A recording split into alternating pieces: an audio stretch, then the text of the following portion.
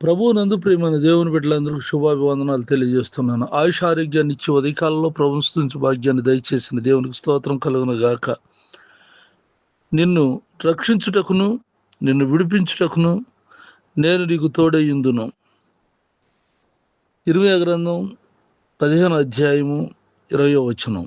ప్రార్థన. కృపగలిగిన మా తండ్రి, దయగలిగిన ప్రభా, నీకు వందనాలు, స్తుతులు స్తోత్రాలు చెల్లిస్తున్నాము నాయన.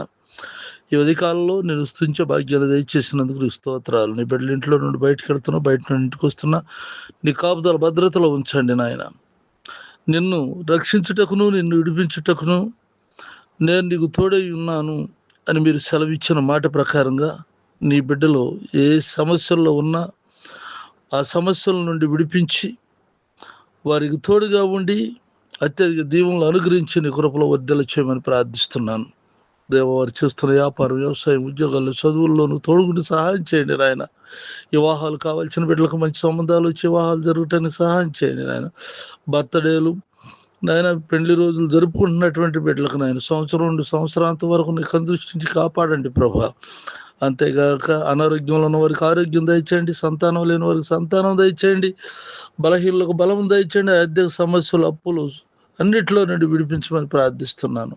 నెమ్మది లేని వారికి నెమ్మదిని దయచేయండి. నిత్యం నీ సన్నిధి బిడ్డలకు తోడుగా ఉంచమని, నా తోడు సేవకులైనటువంటి వారు ఆయా స్థలాల్లో చేస్తున్న పరిచర్యను దీవించమని, నా దేశాన్ని రక్షించమని, నీ కృప నుంచి మేలుతే నిమ్మని యేసుక్రీస్తు పరిశుద్ధ నామములో ప్రార్థించి వేడుకుంటున్నాము తండ్రి.